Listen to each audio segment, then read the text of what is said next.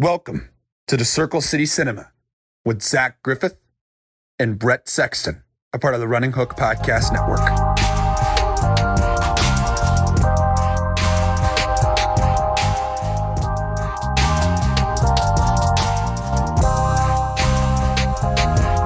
All right, Bret. There was some pre-banter to this podcast that we had to hit record. You were going in on one of our two movies. One of our two movies tonight. Talking about Mank and Wonder Woman 1984 tonight. And we're going to start with Wonder Woman because I think it's the least favorite of the two. But yeah, I feel like I'm going to be perceived as bipolar when we jump from this to our second movie. If you see my demeanor change. And but our first movie of the night. Just carry on. You were literally just shitting on it before I pressed record. Just continue. Yeah, Wonder Woman 1984 on HBO Max. And if you're a sucker enough, you could have gone and seen the theater somewhere. I don't know what theater, but there's probably one out there that was showing it. I don't.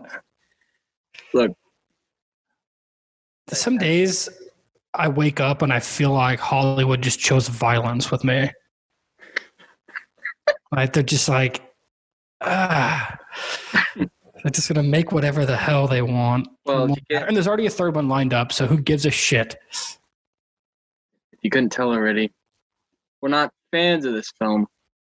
However, I did something Bret might not have bothered to do. I went ahead and outlined some bright spots of the film. There are some bits that I did like about this movie. I will say that. This is not an entire shit show. So let's start with that, I think it's fair. This is not the worst movie ever made. No, it's not. It's probably not the worst movie of 2020.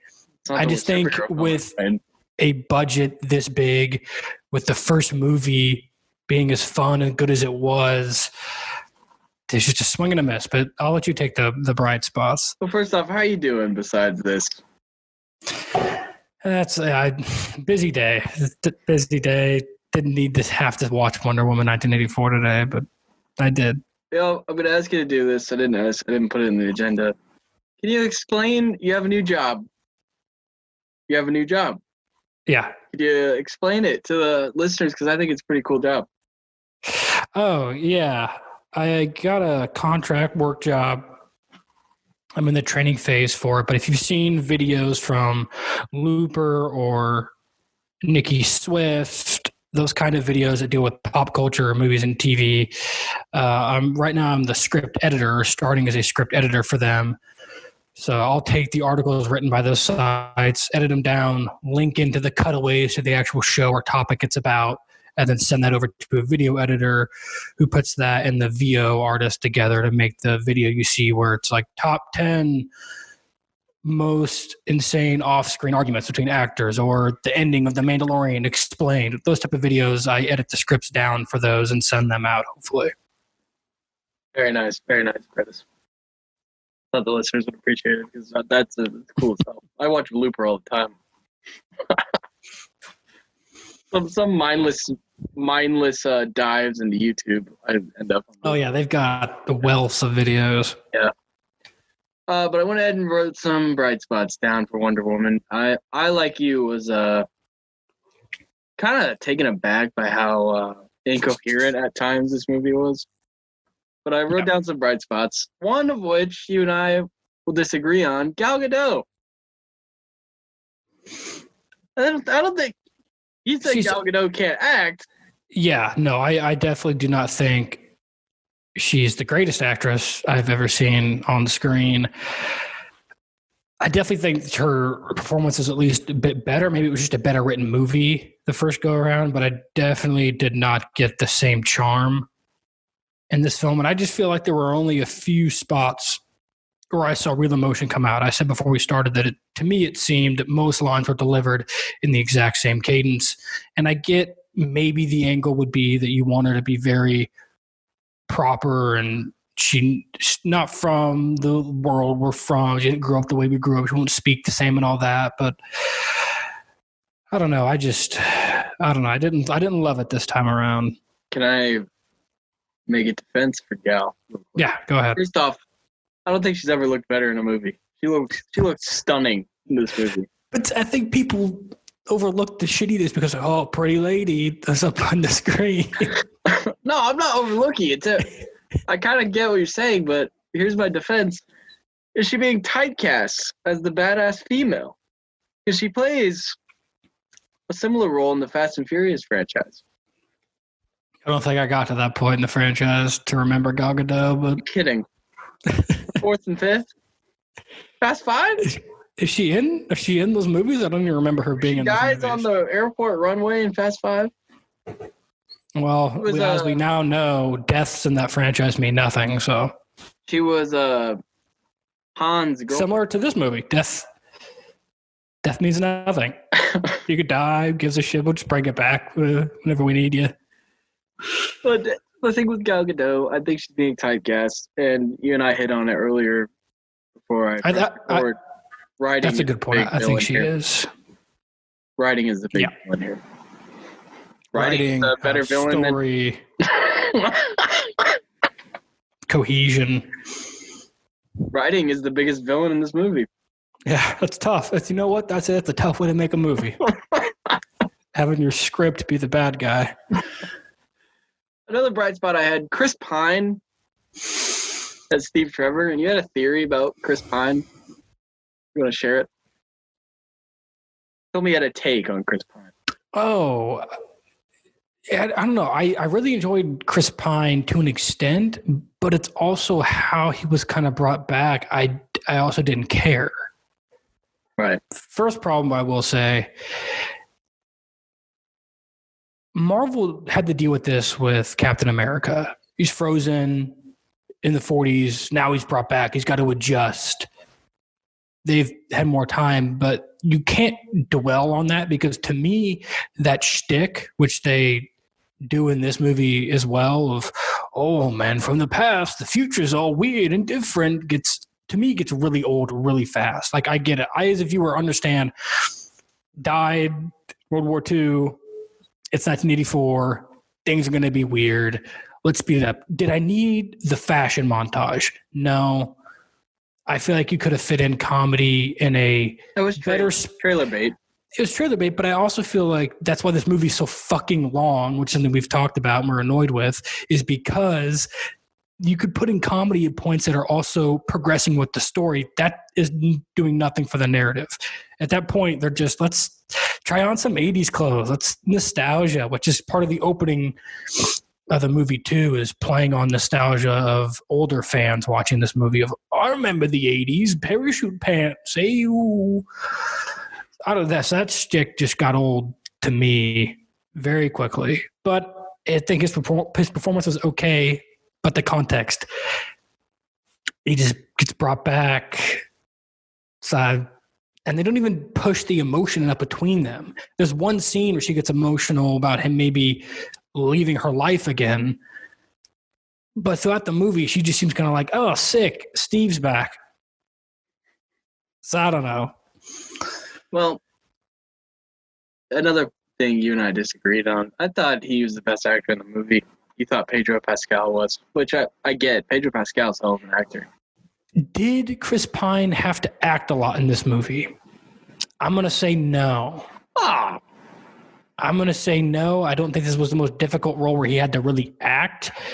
He was a comic relief for a lot of the movie, if I'm not wrong. He was, which I think is not the best use of him. I think it is not the best use of him. He's a great actor.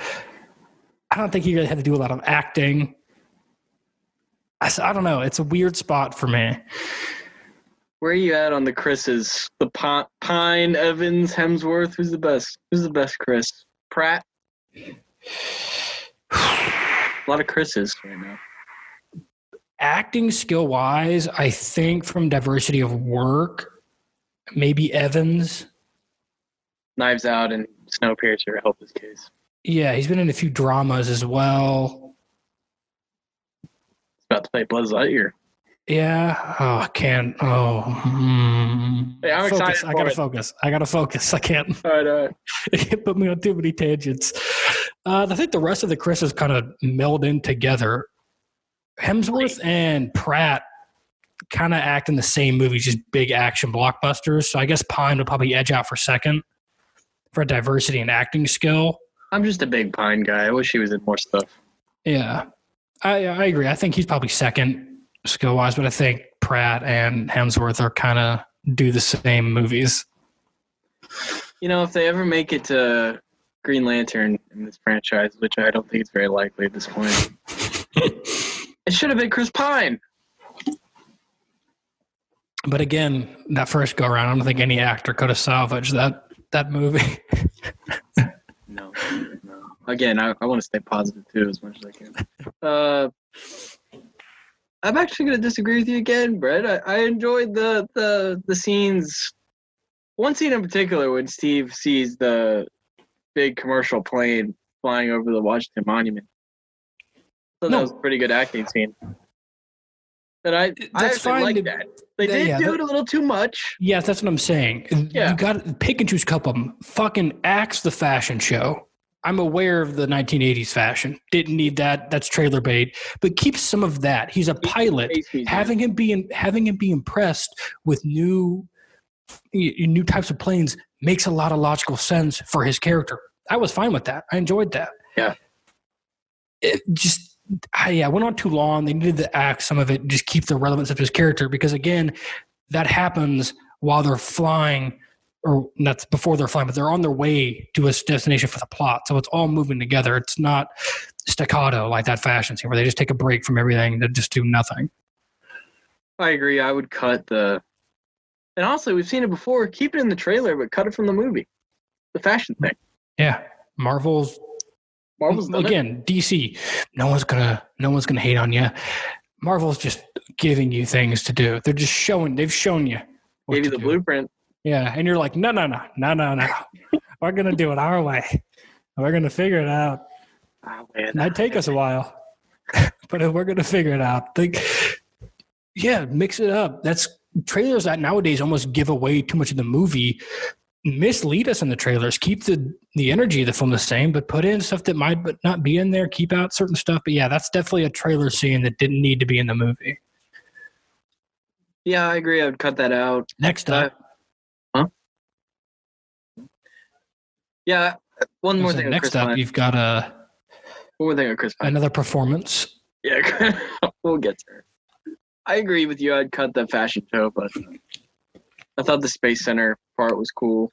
Yeah, I'm going in there, seeing stuff that he probably has been through, and that all works. I'm all fine with that. Kristen Wiig, another victim of bad writing. Kristen Wiig, an actress you and I both enjoy. Yeah, she's someone. There's a couple actors that have been on SNL that I actively root for. And see other stuff, and I want to see him get out and get more respect outside of comedy.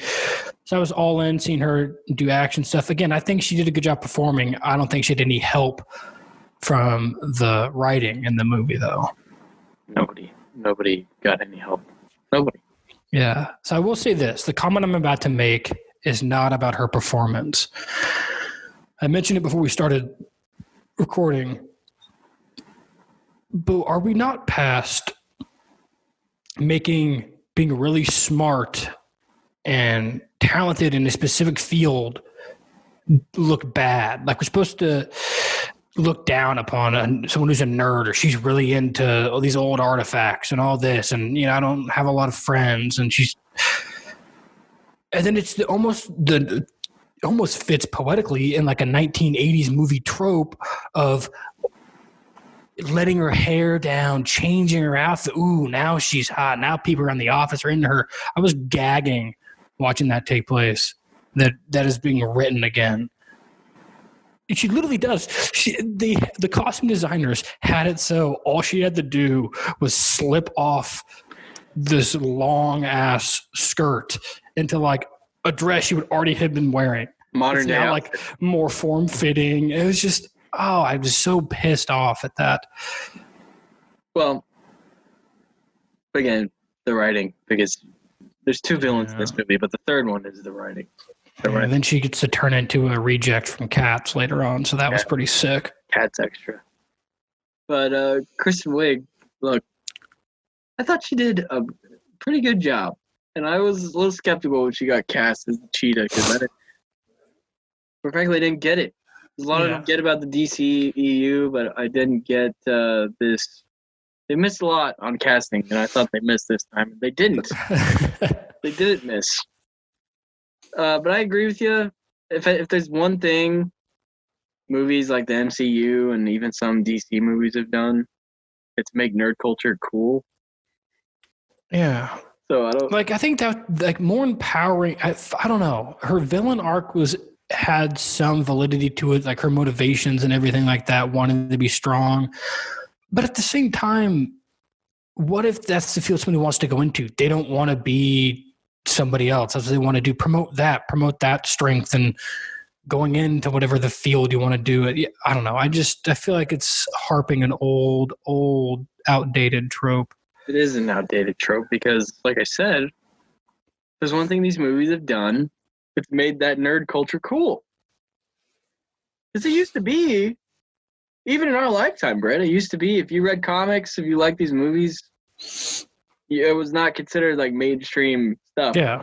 You kind of you didn't talk about it. And now it's cool. Yeah, it's weird. But overall, I thought she was pretty good. I was impressed. I was pleasantly surprised. So that was one of the bright spots I had. And also the callback to Wonder Woman's Invisible Jet. I just thought that was a nice little fanfic. Yeah. But again, another huge problem there. Doing invisibility on the fly, literally. Yeah. You can't just fucking mention one line. I've done it once to a coffee cup, so now I'm going to do it to a plane. Also, the plane has enough fuel to make it to Egypt. Been sitting in a parking lot. And it's not like these are huge setups. They didn't even show that, if I'm not mistaken, in the first movie, her doing any invisible shit like that. No. It's a one scene. It's a brief, just setting things up. There's these payoffs that you can't get because you didn't do the setup. There's no payoff for her turning it invisible unless you go, oh yeah, from her, she has the invisible jet thing. But I don't know. It just doesn't work for me without that setup, even though I know it's a thing that exists in comics and about her character. In this film universe, people that haven't read any of that stuff might not know that, so it just has this ability all of a sudden. We mentioned the bad script. Well, that was pretty good, Brett. We disagreed on some bright spots. Yeah. Some disagreement. I'm just going through some people's general consensus on the movie. Well, we'll get to that. Also, one more bright spot. I enjoyed the post-credit scene of Linda Carter coming back as the... I don't know if you made it to that part or if you turned it off as soon as the credits rolled. I don't know. I'm assuming you did. You turned it off when the credits came on. I did. Yeah. Well, Linda Carter showed up as the warrior in the gold armor. He is actually hiding among the humans. So. Okay. Linda Carter, who played Wonder Woman in the 70s.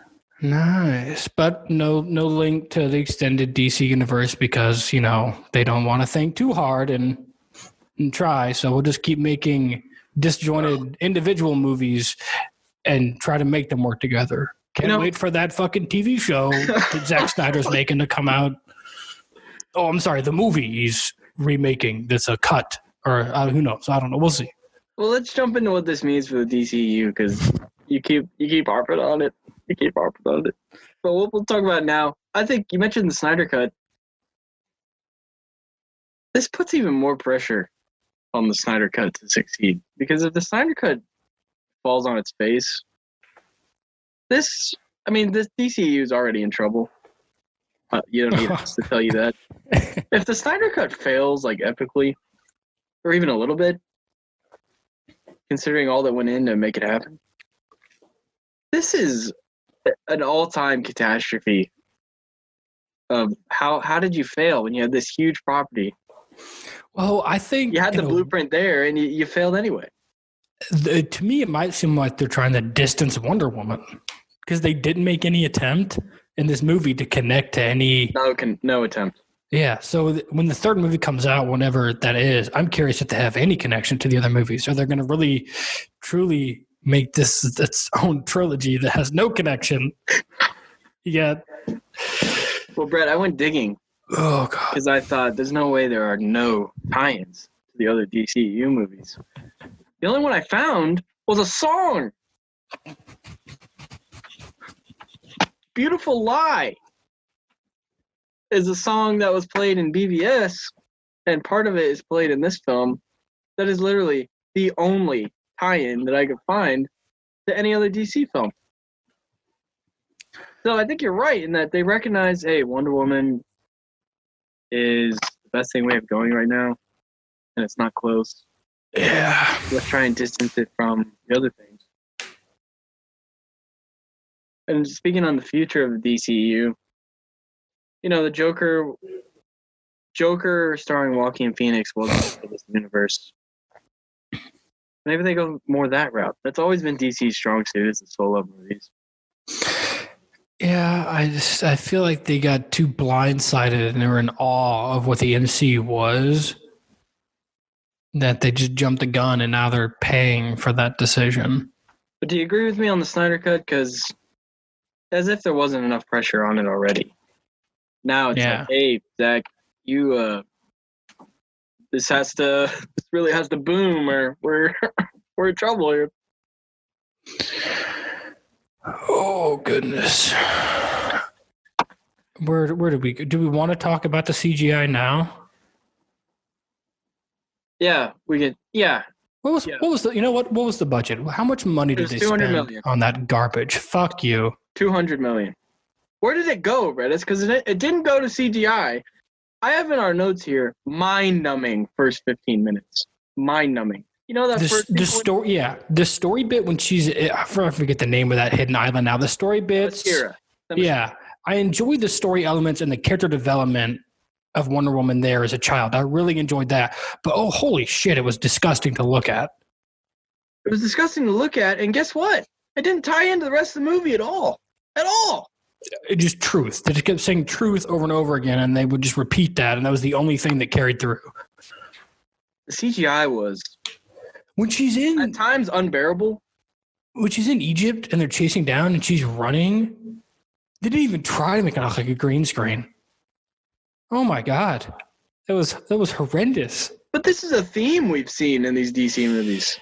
It's bad. It's like they just don't put any time into it. I mean, what the hell? Don't tell me you don't have the money. Don't tell me that. Because that's not true. You're throwing around $200 million. Where did it go for this film? I have no idea. I don't know. Probably some Ponzi scheme we don't know about. Because where did the $200 million go, Brett? Didn't go to CGI? Know. When they're in Themyscira, when they're all in the very opening, when they're having all those people flip and do those like acrobatics, it looks horrible. Whenever they jump or throw or kick somebody at any point in the movie, it looks so bad.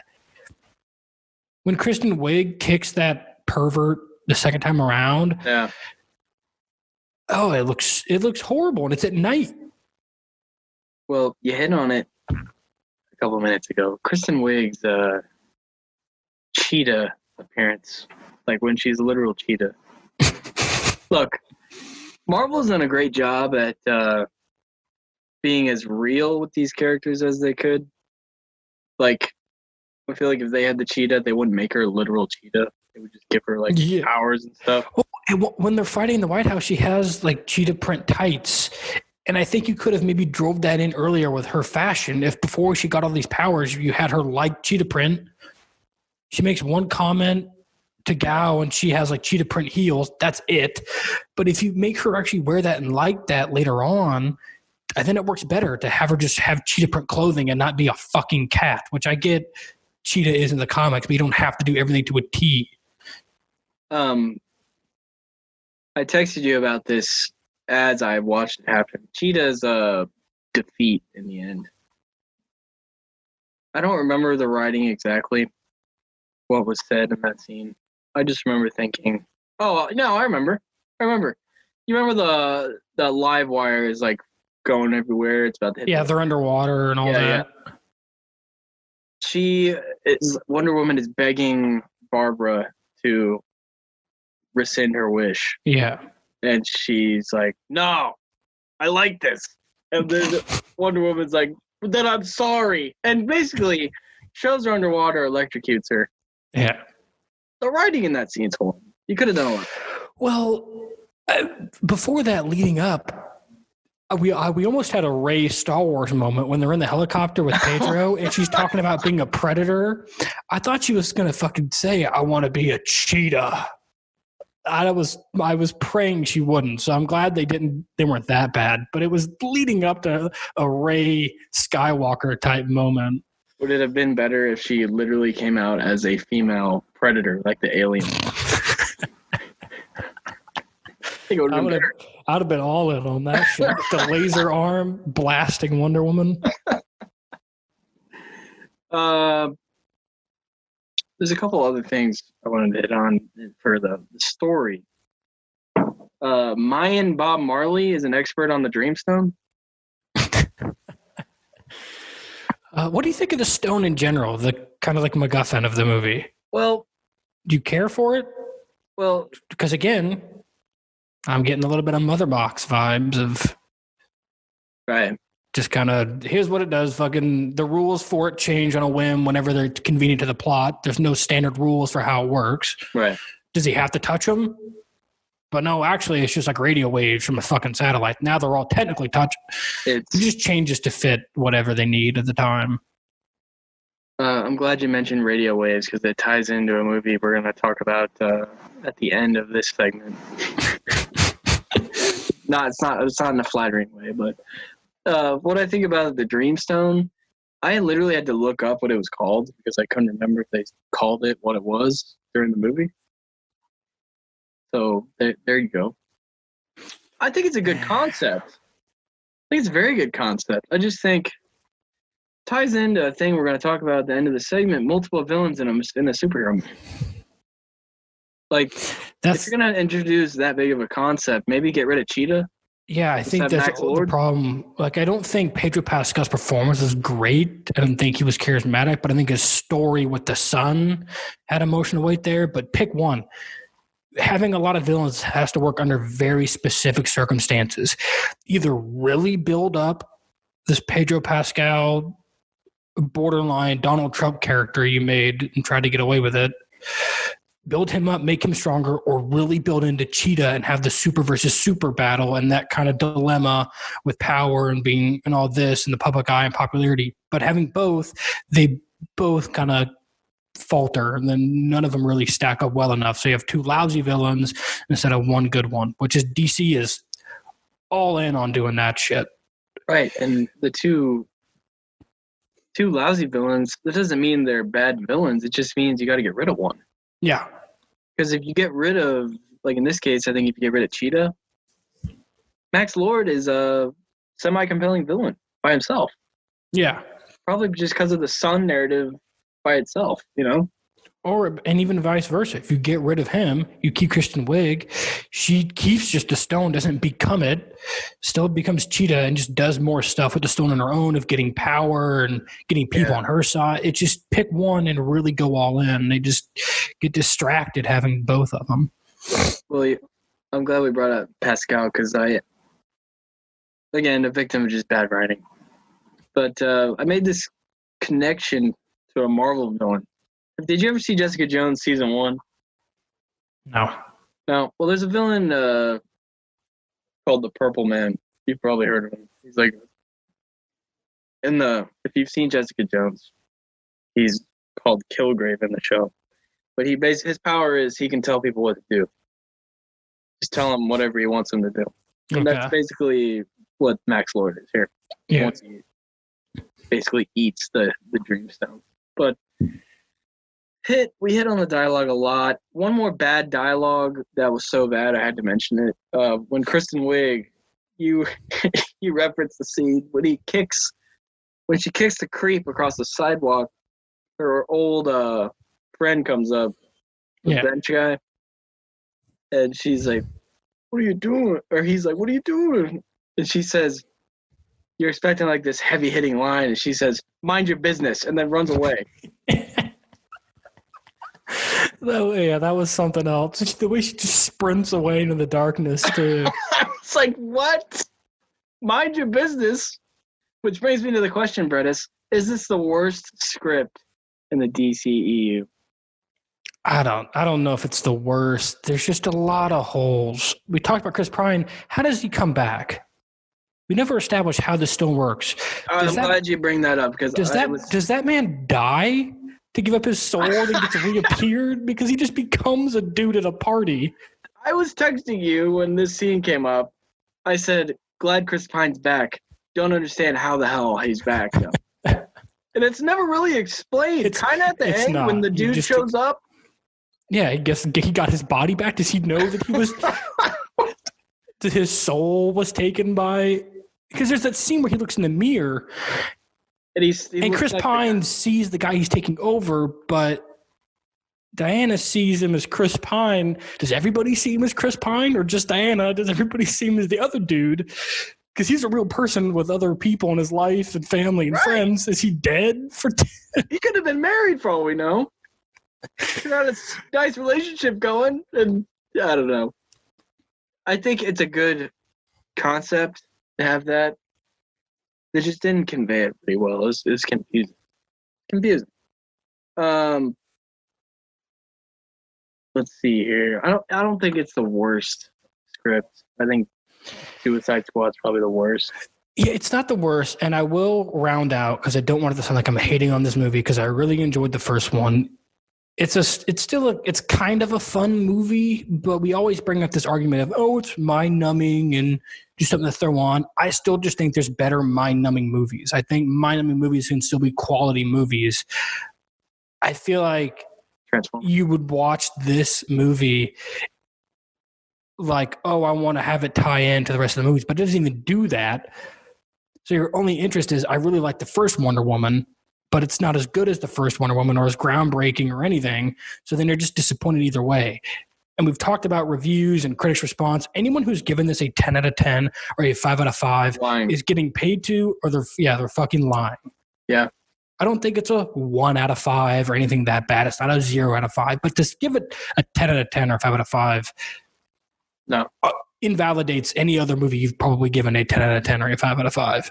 It's currently sitting in like a 6 on IMDb. And IMDb is a fan-driven rating system. I would agree with 6. Yeah, I think a 5 or a 6 is probably fine. But I'm glad you brought up the first movie because I don't know if Patty Jenkins just mailed this one in. Because we know Patty Jenkins is a great director. We know it. She did not write the first movie. She wrote this one. Let's go to Wonder Woman 2017. He wrote this one. If we scroll down to writers,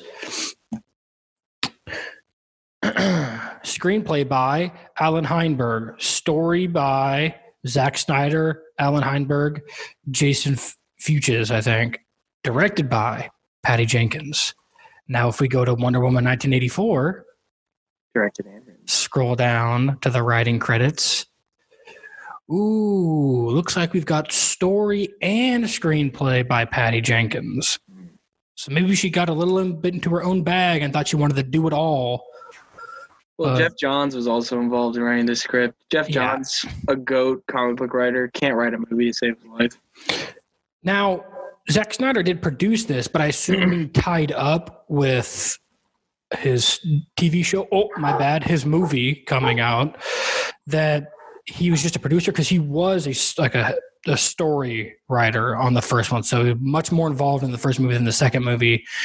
And if anything, you can't say Zack Snyder doesn't like DC. You can't say he doesn't care about its characters. So maybe not having him be heavily involved hurt it a little bit. But yes, Patty Jenkins, who directed the first one, was involved in both the story and the screenplay of the second movie. Whether that validates your hate or love for the movie or not, take that as what you will. And then the runtime of this movie, I think it's 2 hours, 34 minutes.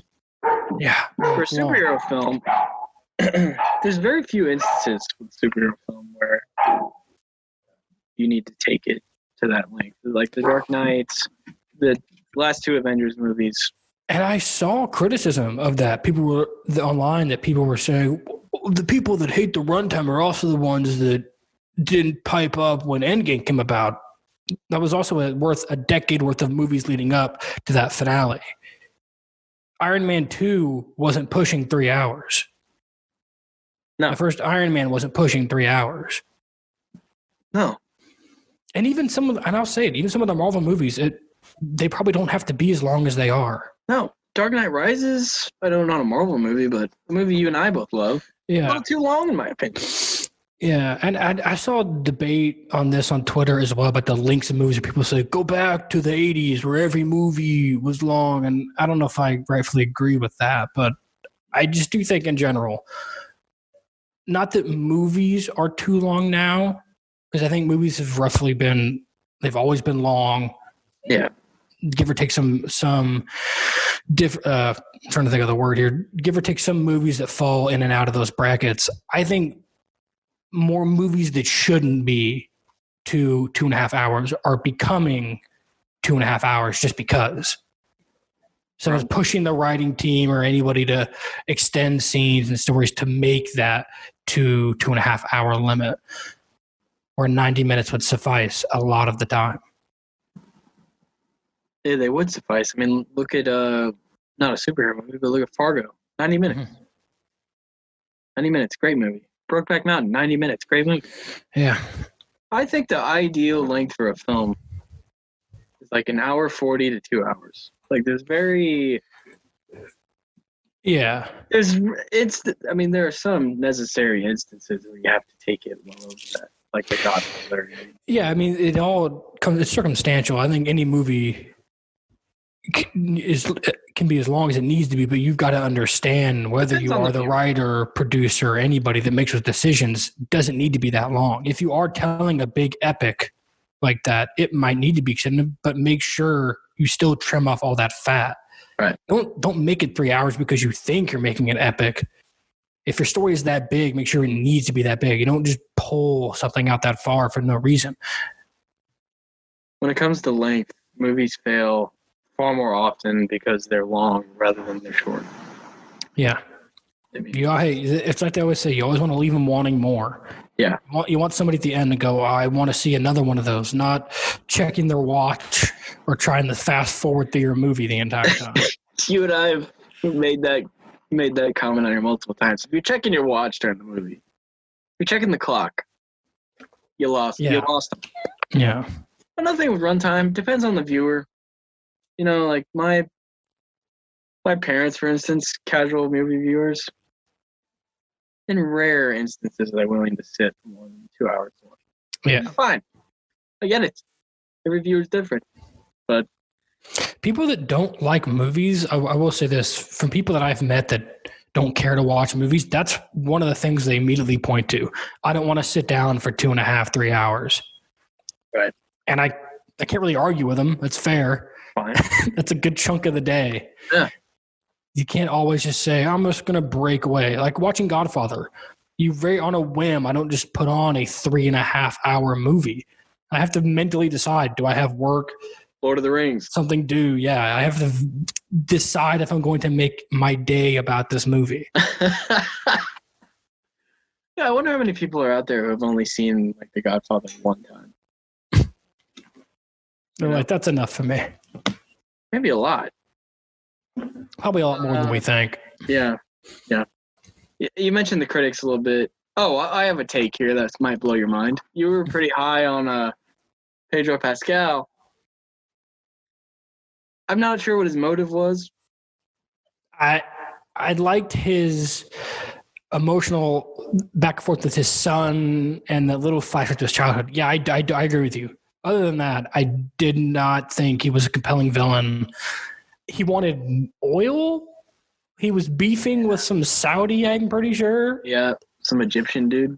Or an Egyptian dude, yeah. Oh, yeah, he sold his oil to some Saudis when he got there. Yeah. Well, here's my take, Chris. You mentioned the son. What if I told you the son had a better motive to be a villain than the father? Yeah, his son does, and you see how he just gets...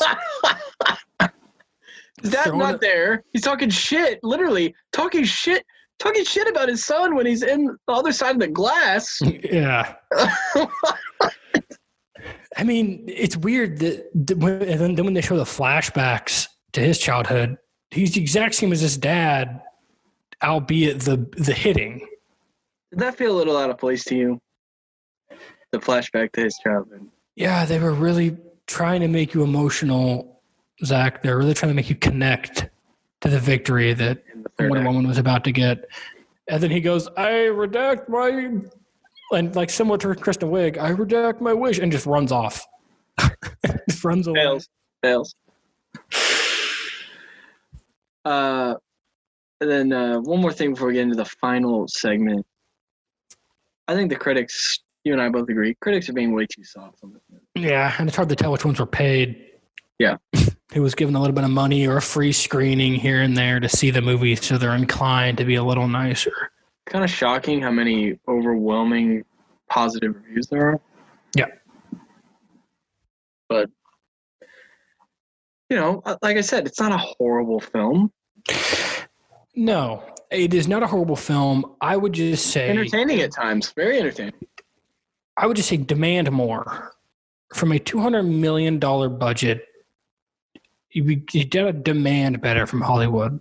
Or maybe this is a good learning experience that Hollywood, more often than not, is a bunch of bastards. Especially for, I don't know, young women out there who are fans of superheroes. I would demand better movies as female lead for superheroes. I want something. They're gonna get it with Black Widow. I want something as good as the first Iron Man, as Captain America. I would be demanding movies that compelling. I wouldn't accept sequels like this or scripts like this, but they have to accept it because what else do they have right now? Yeah. I got to be annoyed. And again, the writing for the Kristen Wiigs in the beginning, where I'm smart and successful, but I don't go out on the weekends as much as I'd like to, so my life is in shambles. Get the fuck out of here. I don't know how that is still going to be in a movie.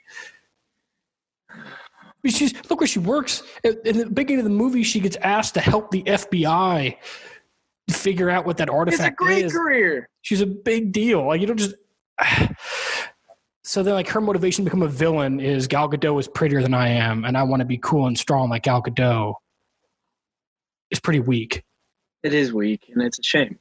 It's a shame. And I wonder if the critics would be harder on this movie if it was a regular year, Brett. It had a wide release like any other year.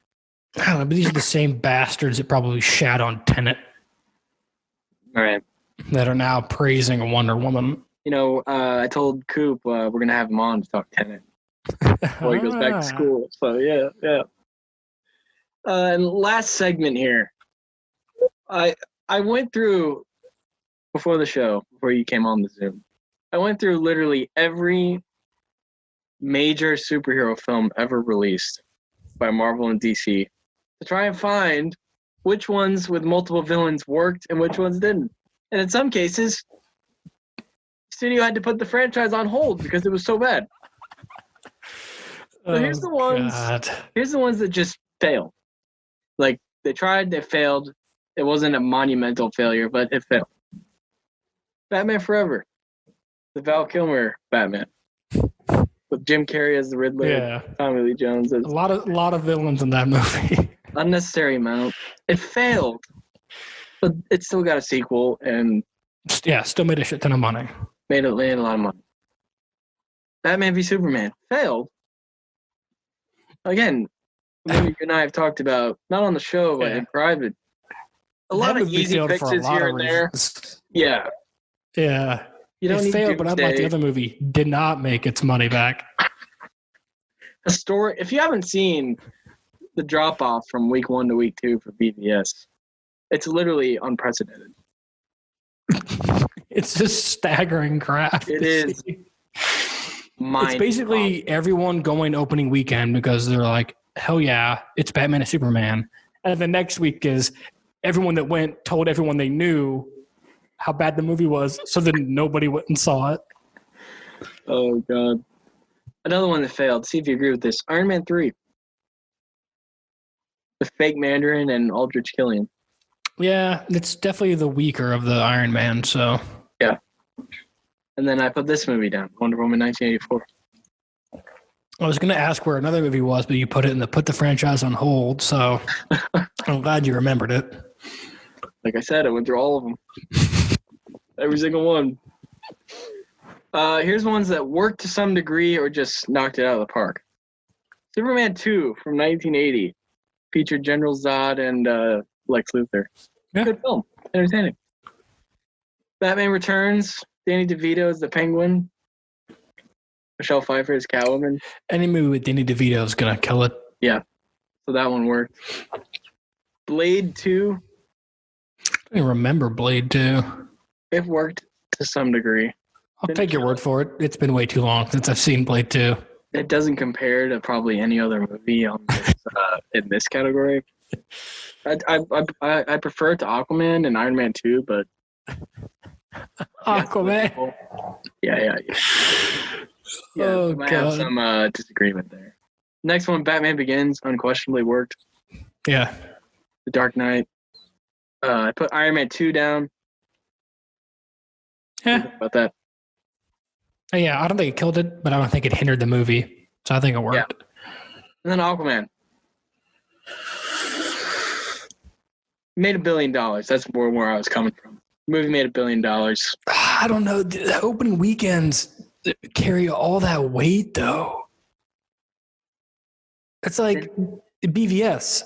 It was going to make a good, decent amount of money just on opening weekend. People were going to go see Batman and Superman.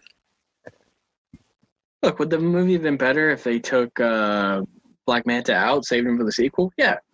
But he didn't kill the movie. He didn't kill the movie. So that's why I didn't feel like I could put it in the failed, or it definitely didn't put the franchise. Yeah, that's true. They're probably going to make 7 Aquamans. And here are the creme de la creme. The superhero movies. There's a special place in my heart for most of these movies. Superhero films with multiple villains that were literally so bad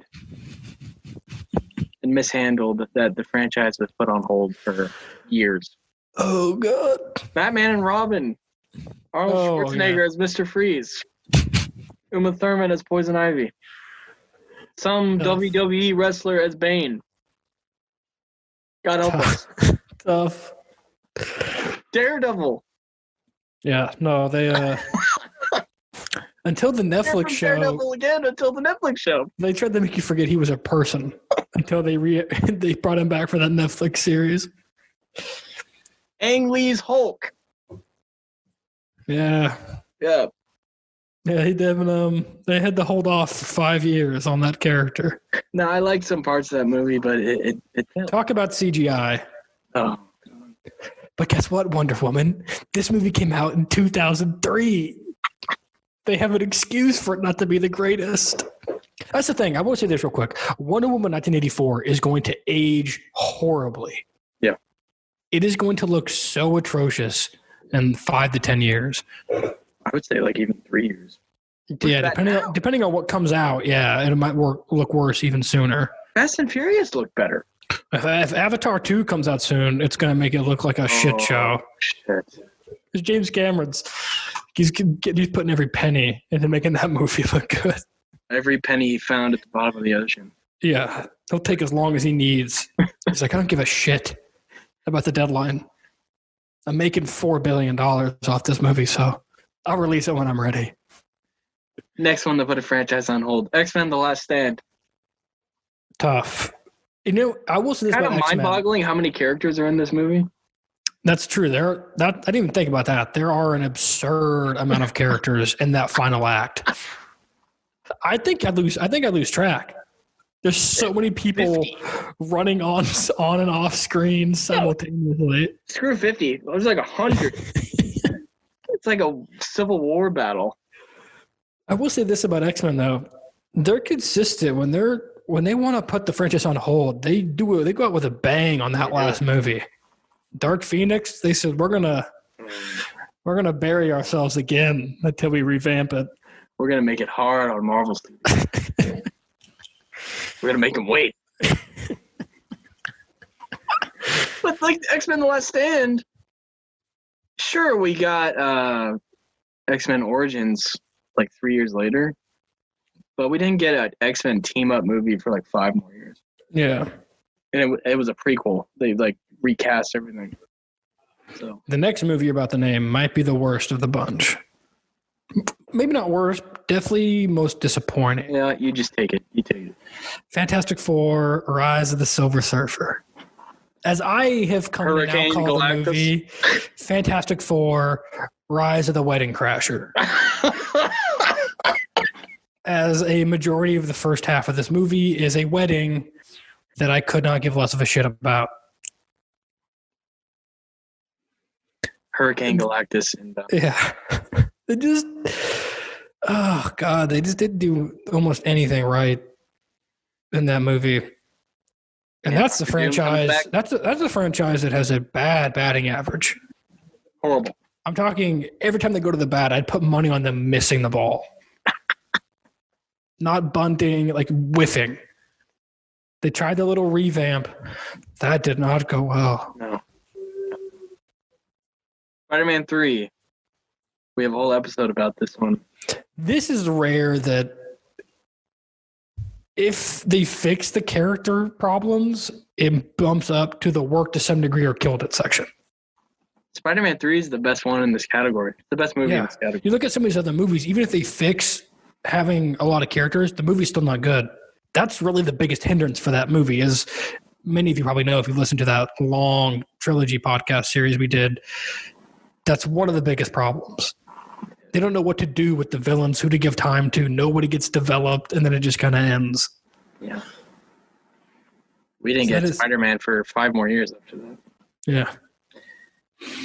But then that one ended as well with The Amazing Spider-Man 2. And this is one where the too many characters does not fix the movie. No.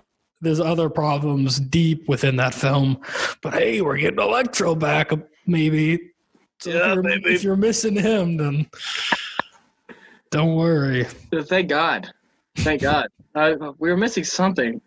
I've been talking about him since the movie came out, but no one wants to listen. Nobody wants to listen to me talk about Electro. So that'll do it for the Wonder Woman 84 segment. Again, not a horrible film. No, if you've got HBO Max and you like the first one, watch it. I would not pay money to go to a movie theater and see this movie, though. No, and it certainly doesn't live up to its predecessor. No, but yeah, if you've got the account, you got a way to watch it, you got nothing to do, you might get something out of it, but it's a swing and a miss. But I thought that was a fun way to end that. Because I went through literally every superhero film ever made, tried to find the ones that had multiple and see which ones worked. So there you go. Moving on to Mank. Here comes that mood shift. Here's a good movie. Good film. Can't talk about Mank without talking about Citizen Kane. I actually rewatched Citizen Kane before I watched Mank. I hadn't seen it in 2 years. Last time I'd seen it was our film class. But, yeah. So I'm gonna make you. Gonna put you on the spot here. Citizen Kane. You and I might not agree with it, but it's a consensus greatest movie of all time. I don't think so. No. Like if you polled 100 people, the majority would say so. Some of them might say yeah, because they've probably been told that. I think Citizen Kane has gotten a tough rap being labeled as that, because I think most people that see it go in with that. They go, this is what people think the best movie of all time is, so then they hate it. Right.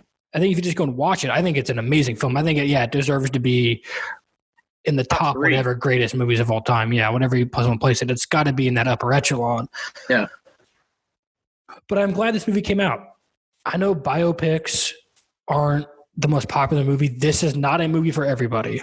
Where I think Wonder Woman 1984 tries to appeal to a large mass of people, Mank does not.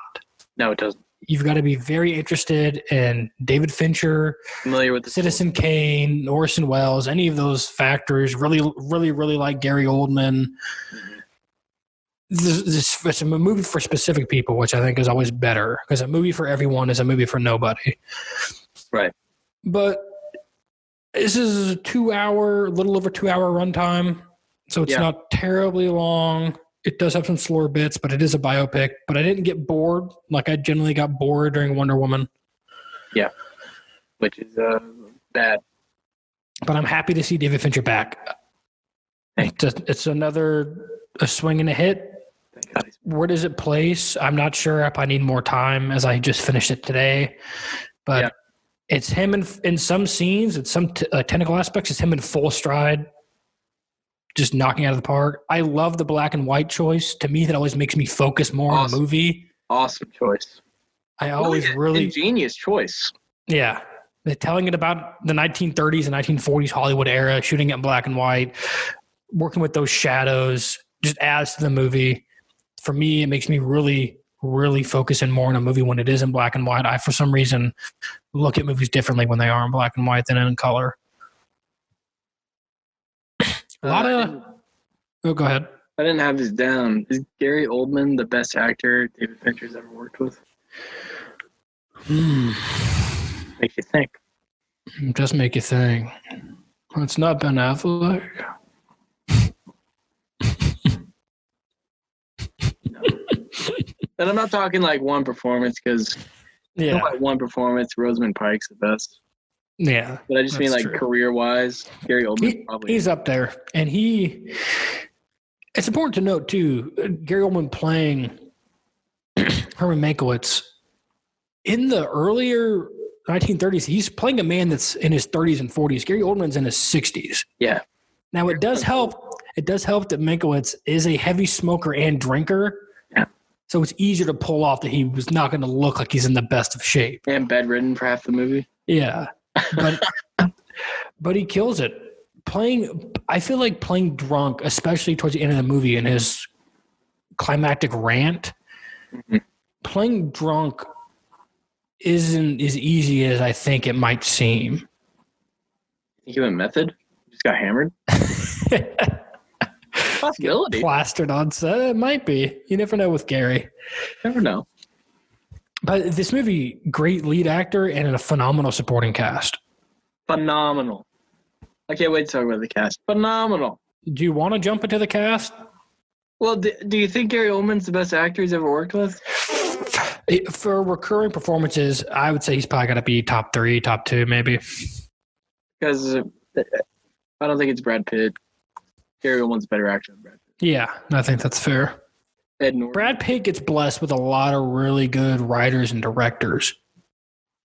He makes great choices. Yeah. He gets blessed with great movies. He's rarely in a bad movie. Yeah. Then you're looking at like Jodie Foster. That's true. So I think he's got to be top 3, top 2. Downey. Gyllenhaal. I think body of work, Oldman's the best. Yeah. Morgan Freeman. Forgot about Morgan Freeman. Yeah. Michael Douglas. Still think Oldman takes it. I want to talk a little bit more about Citizen Kane. If you had to pick one thing that Citizen Kane has had the biggest impact on in cinema, what would it be? I think it's the screenplay, which is what this movie is about. Yeah. I think that's pretty fair. Yeah. Aspects, camera work wise, that are pretty impactful, but I don't think anything touches the work that went in, as you got to see, to make this screenplay. Yeah. Just the crazy circumstances surrounding Citizen Kane, I think also is why it's so legendary. A rookie director getting the amount of control because of the unfortunate situation that RPK was in at that time. Or RKO, my bad. Yeah, RKO was in at that specific time with financial troubles. It was a perfect storm for this weird amalgamation of people to come together to make a movie like Citizen Kane. And I liked that it kept it at bay. The movie ends before any scene of Citizen Kane is even shot. Right. So I like that. We only get one real scene with Tom Burke playing Orson Welles towards the end. Other than that, you get him on the phone, a quick cutaway shot to him. And I like that. Are the words Citizen Kane ever uttered in this movie? I don't think they are, because I think the first draft of Citizen Kane was called something else anyways. Yeah. I think it might have been called The American or something like that. But yeah, it wasn't called Citizen Kane at first, so I don't remember it being uttered. Well, of course, towards the end when he wins and all that, they mention the name. But I do think it's the screenplay that's had the biggest impact. I think the two best screenplays ever are this and Chinatown. And I also think, him fighting for the rights to be credited too, because the movie really portrays is Hollywood in the 1930s and 40s. It was not the easiest place for writers at times. A lot of people went uncredited on a lot of projects. Oh, we'll hit on the studio here. We will. Yeah. Yeah, we talk about how much we get mad at studios now, about how they dip their hand in a movie here and there, like a Spider-Man 3. That's nothing. Nothing. Those mans that ran the studio were gods in the golden age of Hollywood. One of them portrayed in this movie, Louis B. Mayer, founder of one of the founders of MGM. Yep, one of the original Hollywood studios. Yeah. William Randolph Hearst, who is the main character, Citizen Kane, that's who he's based on. Yeah. He's actually in this movie. Talk about casting. Played by Charles Dance from Game of Thrones, Brettis. That was a perfect casting choice. Yeah. My God. Yeah. And then you mentioned Mank getting credit. I mean this from a real life aspect. Mm-hmm. I'm glad this movie was made because I don't think Mankiewicz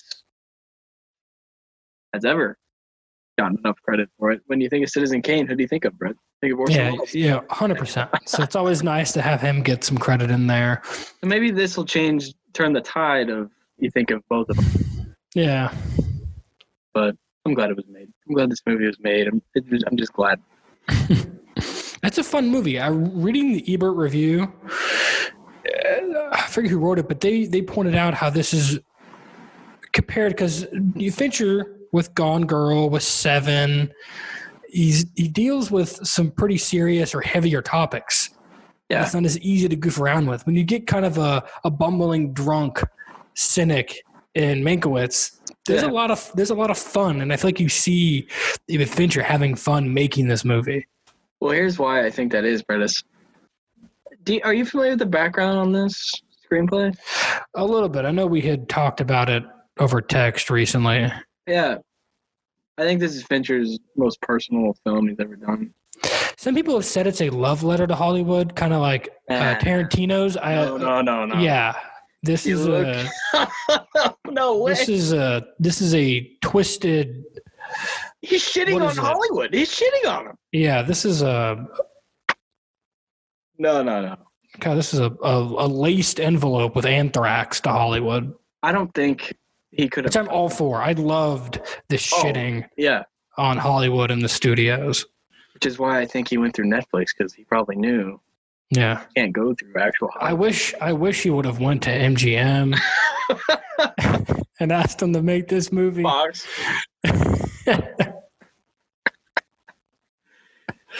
Yeah, if you think this is a love letter to Hollywood, I highly suggest a second watch. Yeah. Pay attention. No one is happy. Everyone's. Seems like the life is being sucked out of them dealing with real politics and the politics of Hollywood in this time. And it does not look fun for anyone involved. The studio heads. Yeah. God, you see, what's his name? Goldman talking to his quote unquote family, all his employees, and that he's taking half of their paycheck because of the financial crisis, and then doesn't give it back like he says he will, just reinstates their full salary later on. How about when Louis B. Mayer leaves the funeral fake crying? Yeah. What the hell? Nice little drop of the handkerchief too. That was a great shot. And then Meg's just look at him like, you son of a bitch. You bastard. Since we're on that topic, let's keep it there. What do you think of how they portrayed Orson Welles? Because he wasn't a villain per se until the very end when he kind of trashes Mank's house. Yeah. I mean, even then, I don't think it's a terribly inaccurate portrayal. Do you think it gives Orson Welles a bad name? I don't think so. I don't think so either.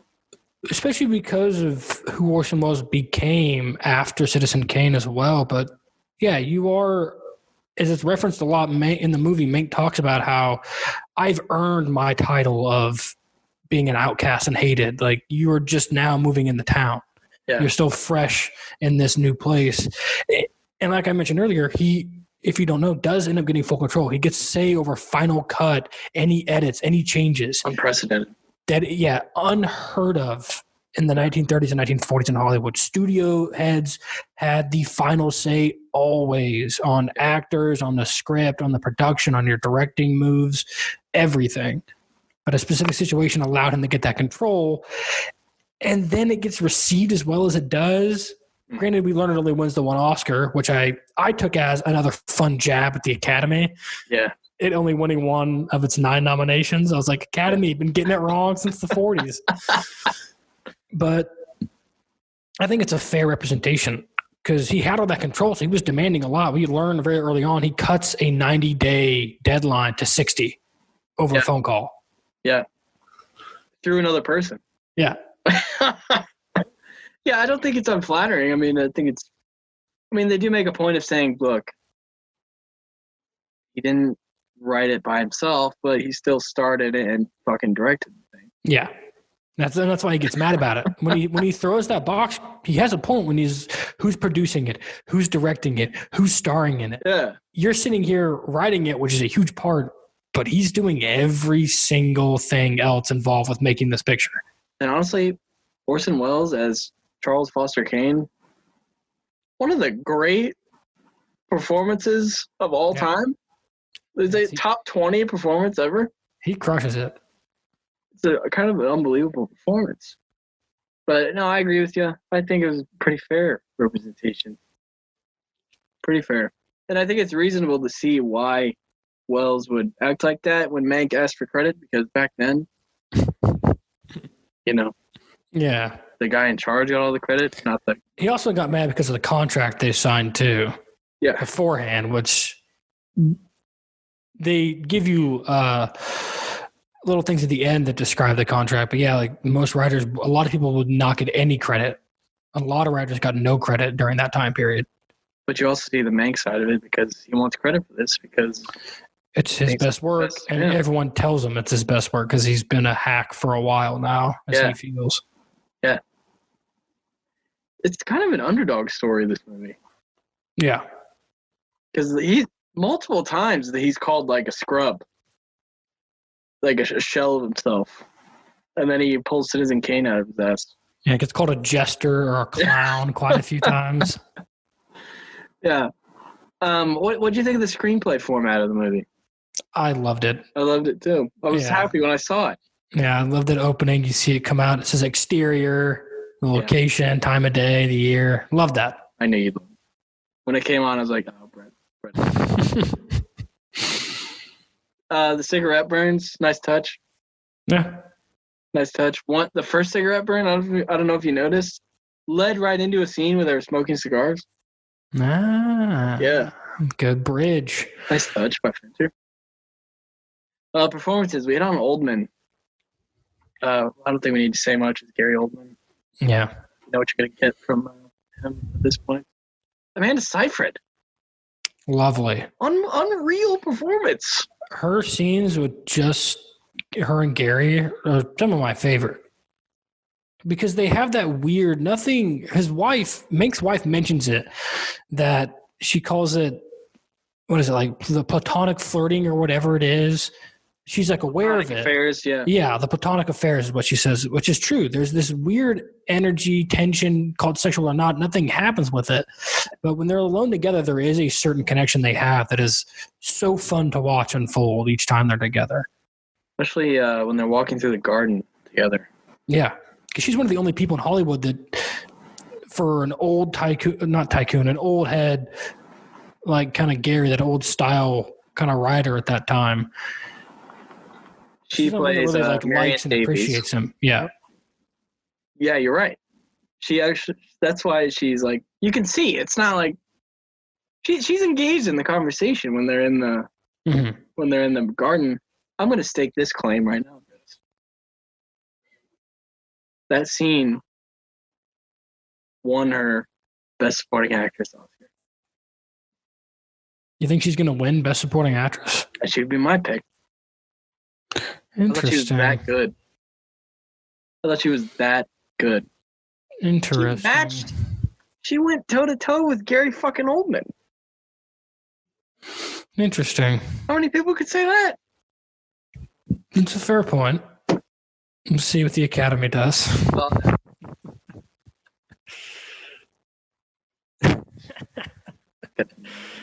hate to ruin your pleasant thought there, but you know what? Let's just get into it now. Can't be avoided. Will it get love at the Oscars, this movie? I think it'll get some. Gary Oldman will definitely get a nod for Best Actor. It's got to get Best Picture nod. It has to. It has to. It'll probably get a Best Picture nod. Best Score. Should get Best Original Score. Yeah, we can jump into that a little bit too. He's back with Trent Reznor. Trent Reznor, Atticus Ross. Yeah, crush. It fits so well. Funny thing, we didn't even talk about it. Yeah. Hans Zimmer did some of the score for Wonder Woman 1984, and we didn't even talk about it because that's how boring and that movie is. Yeah. It just feels like a generic superhero accompaniment. This fits the time period and the scene so well. And that's the thing. You can have a great composer do the score for your movie, but it's different when the director and the composer have a certain chemistry like Fincher and Reznor do. Same with Zimmer and Nolan, per se. There's a certain connection there that they understand. They work hand in hand. I wouldn't doubt it if Zimmer even met Patty Jenkins more than a couple times. Oh, no.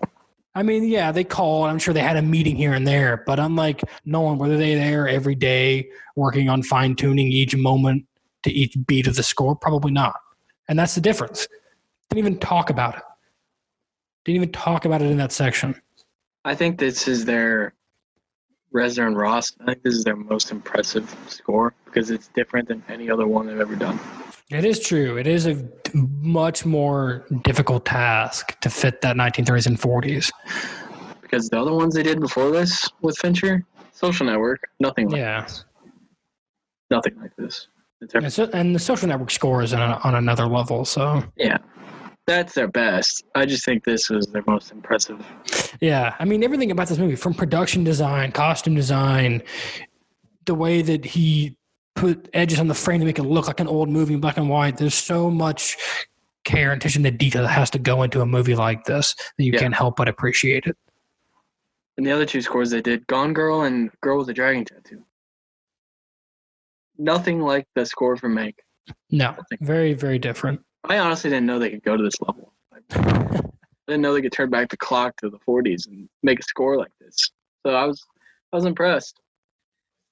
We mentioned the unflattering depiction of the studio era. Louis B. Mayer takes a massive L in this movie. I'm all for it. He's the big loser of this movie. Because people are going to look Louis B. Mayer up now and be like, was this guy really? Yeah. And guess what? He probably was. Oh, yeah. All of them were drunk with power back then. Yeah. Yeah. This guy founded fucking MGM.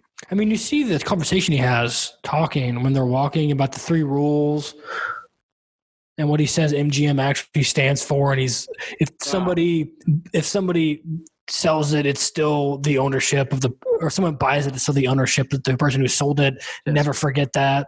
He's a bastard, man. That's ridiculous. Some other performances, before we move on, I wanted to mention Lily Collins. A solid performance. Yeah. Great job. And Tom does what she needs to. Yeah. As Mank's brother. Did you recognize him? It was hard. I definitely had to look up the cast for this movie, especially for a note you have down for who plays Upton Sinclair. Yeah. Definitely something I had to make sure and check because you don't get a super easy look at him. Did you recognize Tom Pelphrey? Have you seen him in other things, Brett? It's because I did not. Yeah, I did not recognize him at first. Yeah, he plays Ward in Iron Fist. I had to look him up. Plays shocking. I didn't remember him as Ward. I was taken aback. I knew you'd like. How did I miss him? And then you mentioned it. Bill Nye as Upton Sinclair. I tweeted out the other day when I was watching this. Bill Nye plays Upton Sinclair. Reason enough for you to watch Mank.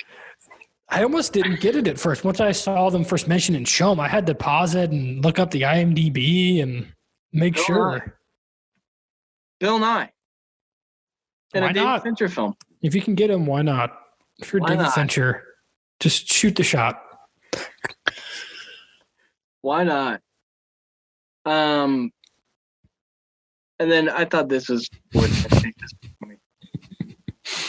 Hearst and Louis B. Mayer just have abominable takes on the war and Nazis. Yeah, there's a very funny scene. They'll be gone in 2 months. Yeah, they're all hanging out, having dinner or whatever the get together is, and talking politics. And this is 1934, so 5 years before Germany invades Poland, and they're really brushing off the seriousness of the Nazi Party. This Hitler guy, he'll be taken care of pretty easily. Yeah. Well, I'm pretty sure one girl at the party says, shouldn't the U.S. do something about it? And then some guy just goes, nah. That's a take that didn't age well for him. Nah. Freezing cold takes. It'll sort itself out sooner or later. I think that's Fincher saying, look how out of touch these people. Look how out of touch Hollywood is with everyday life. Oh, yeah. Big world issues. No, it's not our concern. Love it. And then the last thing I wanted to mention, beautiful tracking shot. You know, I'm a sucker for the tracking shot of the Mankiewicz brothers and Louis B. Mayer walking through the studio. Yes. Loved it. Here's another good one, too, when he first meets Hearst, and he's sitting in that little truck. I didn't even notice it was moving it for a couple seconds, but then he has to follow them as they walk, and it's a great interaction. But great camera work in this movie. Anything else you want to add before we finish it up? If you haven't seen Mank, give it a watch. It is not everybody's movie. It's not slow burn. Yeah, it's a slow burn. You've really got to be interested in a certain actor in this movie, really in the David Fincher, really maybe want to learn more about Citizen Kane. It's not for everybody, I will say that. It's also not everyone's cup of tea. If you haven't seen Citizen Kane. Yeah, that is not a precursor. That is probably good to mention. You do not need to see Citizen Kane at all. No. Just know that they're trying to write the script for the movie Citizen Kane, and that's pretty much all you need to know. Yeah. I wanted to mention one last thing. What we talked about is this Fincher's most personal work. I think it is. And if you look at the backstory, it's because his dad wrote the screenplay. Yeah. His dad, who's since passed away. So. No, Seven's not his most personable movie. No. The Game? That's unpersonable? No, I think that's very fair, especially, with the story coming out. His dad passing right in the script. I think that's very, very touching. Mank and Zodiac, the two most personal. The two.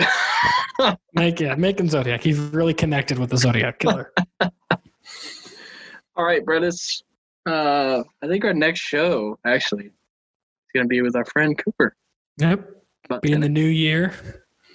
Yeah, this is our last show of the year. So, that'll be our next show. Tenet with Cooper.